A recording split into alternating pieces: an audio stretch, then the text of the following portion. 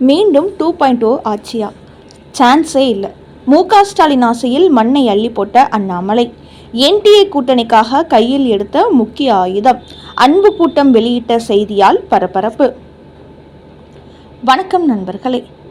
தமிழக முதலமைச்சர் மு.க. ஸ்டாலின் மீண்டும் நாம் தான் தமிழ்நாட்டின் முதலமைச்சராக போகிறோம் என்ற நினைப்பில் சுற்றி கொண்டிருக்கிறார்.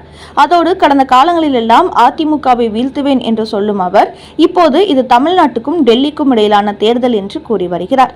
அதாவது ஒட்டுமொத்த தமிழ்நாடே இவர்தானாம். அதனால்தான் ஸ்டாலின் வெல்லட்டும் என்று இவர் சொல்வதில்லை, தமிழ்நாடு வெல்லட்டும் என்று சொல்கிறார். அதாவது டெல்லியை தமிழ்நாட்டுக்கு எதிரி என்பது போலவே சித்தரித்து வருகிறார் மு.க. ஸ்டாலின். இந்த 2026 சட்டமன்ற தேர்தலில் பாஜகவின் முன்னாள் தலைவர் அண்ணாமலை தேர்தலில் போட்டியிடவில்லை என்றது திமுக தரப்பு உள்ளூர உற்சாகத்தில் இருந்தார்கள். காரணம், தமிழ்நாட்டை பொறுத்தவரை அண்ணாமலை தான் பாஜகவின் அடையாளமாக இருக்கிறார். அப்படிப்பட்டவரே தேர்தலில் போட்டியிடவில்லை என்றால் அவருக்காக வாக்களிக்கக்கூடிய பாஜக தொண்டர்களும் பாஜகவுக்கு மட்டுமின்றி அதன் கூட்டணி கட்சிகளுக்கும் ஓட்டு போட மாட்டார்கள். இது கூட அவர்களுக்கு பின்னடைவை ஏற்படுத்தும் என்று திமுக தரப்பு உற்சாகத்தில் இருந்தார்கள். ஆனால் இப்போது பார்த்தால் தான் போட்டியிடவில்லை என்றாலும் தேசிய ஜனநாயக கூட்டணியில் உள்ள அனைத்து வேட்பாளர்களையும் வெற்றி பெற வைக்க வேண்டும் என்று அண்ணாமலை தீவிரமாக களமிறங்கிவிட்டார். குறிப்பாக கோவையில் அதிமுகவின் எஸ்பி வேலுமணி, பாஜகவின் வானதி சீனிவாசன் ஆகியோர் வேட்புமனு தாக்கல் செய்தபோது அண்ணாமலையும் உடன் சென்றுள்ளார்.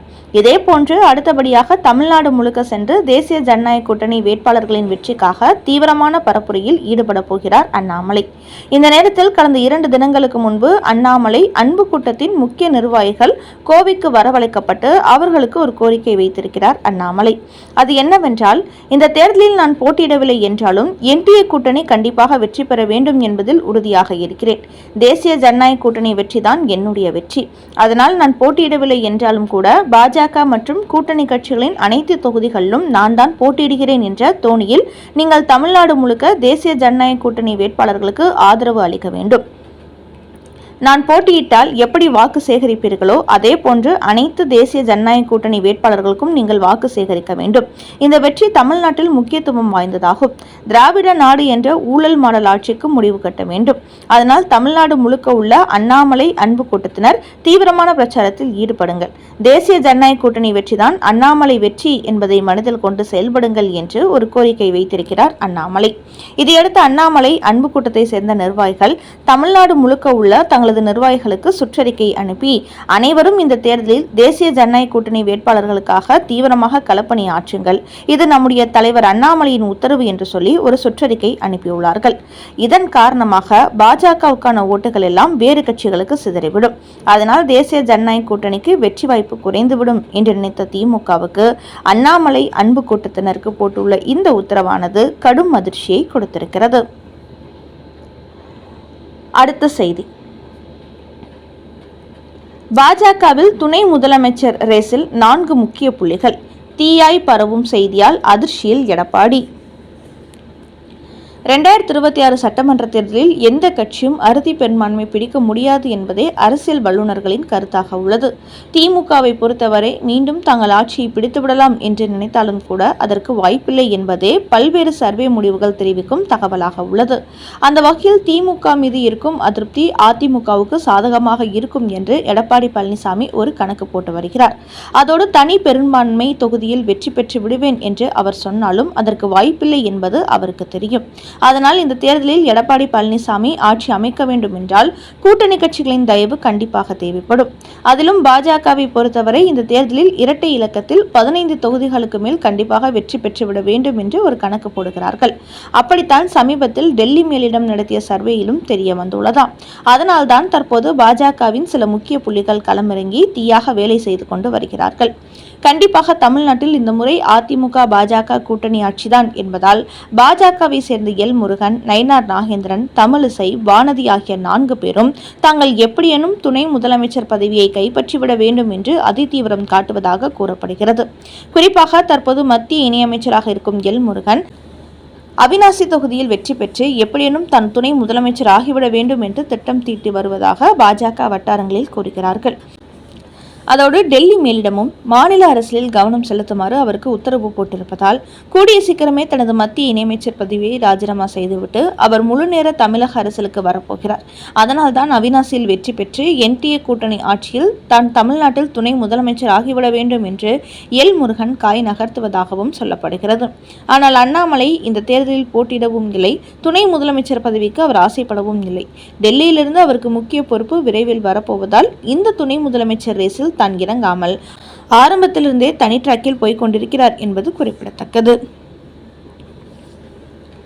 அடுத்த செய்தி, ஈரானுக்கு காலக்கெடு விடுத்த அமெரிக்கா. வானில் பறந்த முக்கிய போர் விமானம்.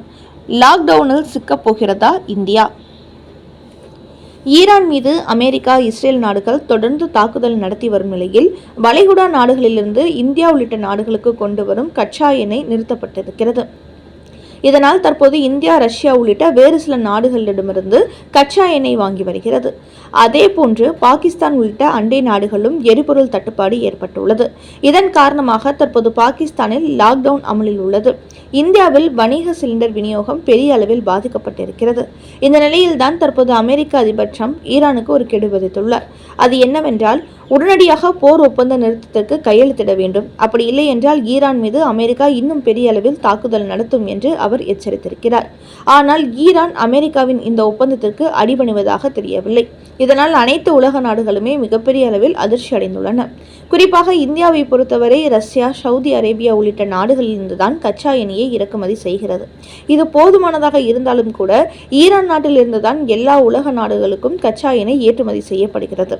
ஆனால் இந்த போர் இன்னும் பெரிய அளவில் வீரியமடைந்தால் ஈரானின் எண்ணெய் ஏற்றுமதி பாதிக்கப்பட்டு மற்ற உலக நாடுகள் எல்லாம் ஈரானை விட்டுவிட்டு ரஷ்யா உள்ளிட்ட வேறு நாடுகளிடம் கச்சா எண்ணெய் வாங்க தொடர்பு கொள்வார்கள். இப்படி நடந்தால் ஈரானில் ஏற்கனவே கச்சா எண்ணெய் வாங்கி வரும் இந்தியா உள்ளிட்ட நாடுகளுக்கும் அந்நாடு கச்சா எண்ணெய் விலையை உயர்த்திவிடும். அப்படி நடந்தால் இந்தியாவில் எரிபொருள் விலை பன்மடங்கு உயரக்கூடும். வாகனங்களுக்கு தேவையான பெட்ரோலும் கிடைக்காத நிலை ஏற்பட்டால் பாகிஸ்தானில் ஏற்பட்டது போன்று இந்தியாவிலும் லாக்டவுன் அறிவிக்கப்படுவதற்கு வாய்ப்பு இருக்கிறது என்று பலரும் கருத்து கூறியுள்ளார்கள். என்றாலும் பிரதமர் மோடியை பொறுத்தவரை ரஷ்யாவிடம் தங்களுக்கு ஏற்கனவே கொடுக்கும் சலுகை விலையில் கச்சா எண்ணெய் வழங்குமாறு வலியுறுத்தி வருகிறார். அதேபோல் இன்னும் சில நாடுகளில் இருந்தும் கச்சா எண்ணெய் இறக்குமதி செய்யும் முயற்சிகளும் நடைபெற்று வருகிறது. ஆனால் அமெரிக்கா, ஈரான் இடையில் நடக்கும் போர் இன்னும் பெரிதாக வெடித்தால் ஈரான் ஏற்றுமதி செய்யும் கச்சா எண்ணெய் நிறுத்தப்பட்டு உலக அளவில் கச்சா எண்ணெய் விலை கடுமையாக உயர்ந்துவிடும். அதனால் இந்தியாவுக்கு போதுமான கச்சா எண்ணெய் கிடைத்தாலும் கூட விலைவாசி உயர்ந்து பொதுமக்கள் பெரிய அளவில் பாதிக்கப்படுவார்கள் என்பதும் தெரிய வந்துள்ளது. இப்படியான நிலையில் ஈரான் மீது பெரும் தாக்குதல் நடத்த அமெரிக்கா தயாராகிவிட்டதை வெளிப்படுத்தும் வகையில் போர்க்காலங்களில் அணு ஆயுதங்கள் கூட தாக்காத வகையில் உருவாக்கப்பட்ட டூம்ஸ்டே என்ற அமெரிக்காவின் அணு ஆயுத கட்டுப்பாட்டு விமானம் தற்போது வானத்தில் வட்டமடிக்க தொடங்கியிருப்பதை பார்த்து உலக நாடுகள் அதிர்ச்சி அடைந்துள்ளன. நெருக்கடியான காலங்களில் அமெரிக்காவின் அதிபர், துணை அதிபர் ஆகியோர் விமானத்தில் இருந்தபடி தனது இராணுவத்தை வழிநடத்துவார்கள். இந்நிலையில் ஈரான் மீது தாக்குதல் நடத்தி வரும் இந்த நேரத்தில் இந்த விமானத்தை அமெரிக்கா வெளியில் எடுத்திருப்பது போர் இன்னும் அதிகரிக்கப் போகிறதோ என்கின்ற பதட்டத்தை ஏற்படுத்தியுள்ளது. திமுக அமைச்சர்களில் யாருக்கு அதிக சொத்து உள்ளது? வேட்புமனு தாக்கலில் வெளியான தகவல். சட்டமன்ற தேர்தலை ஒட்டி திமுக அமைச்சர்கள் பலரும் தங்களது வேட்புமனுவில் சொத்துக்கள் குறித்த தகவல்களை பதிவிட்டுள்ளார்கள். அதில் திமுக அமைச்சர் காந்தி 111 கோடி சொத்துக்கள் தனக்கு இருப்பதாக காண்பிச்சிருக்கிறார். அந்த வகையில இவர் திமுக அமைச்சர்களில் அதிக சொத்து வைத்திருக்கும் முதல் நபராக இடம் பிடிச்சிருக்கிறார். அதையடுத்து 2ஆம் இடத்தில் துரைமுருகன் இருக்கிறார். அவருக்கு 72 கோடி சொத்துக்கள் இருப்பதா வேட்புமனுவில் தெரிவிச்சிருக்கிறார். அவரை தொடர்ந்து டிஆர்பி ராஜா 3ஆம் இடத்தில் உள்ளார். அவர் தனது வேட்புமனுவில் 71 கோடி சொத்து இருப்பதா தெரிவிச்சிருக்கிறார். அதையடுத்து அமைச்சர் பிடிஆர் தியாகராஜன் 49 கோடி சொத்துக்களும், உதயநிதி 33 கோடி சொத்துக்களும், கீதா ஜீவன் 27 கோடி சொத்தும், சாமிநாதன் 28 கோடி சொத்துக்களும் இருப்பதா தெரிவிச்சிருக்காங்க. அதையடுத்து அமைச்சர் பெரிய கருப்பன் 26 கோடியும், ராஜகண்ணப்பன் 25 கோடியும், ரகுபதி 25 கோடியும், ஏவா வேலு 20 கோடியும், முத்துசாமி 20 கோடியும், தங்கம் தென்னரசு 19 கோடியும், சிவசங்கர் 18 கோடியும், அமைச்சர் மூர்த்தி 15 கோடியும், தாமோ அன்பரசன் 13 கோடியும், எம்ஆர்கே பன்னீர்செல்வம் 10 கோடியும், KN நேரு 6 கோடியும், KKSSR ராமச்சந்திரன் 4 கோடியும், அமைச்சர் மெய்யநாதன் 3 கோடியும், சேகர்பாபு 2.92 கோடியும், அமைச்சர் ராஜேந்திரன் 2.80 கோடியும், அமைச்சர் மா சுப்பிரமணியன் 1.35 கோடியும் சொத்துக்கள் இருப்பதால் தங்களது வேட்புமனுவில் குறிப்பிட்டிருக்கிறார்கள்.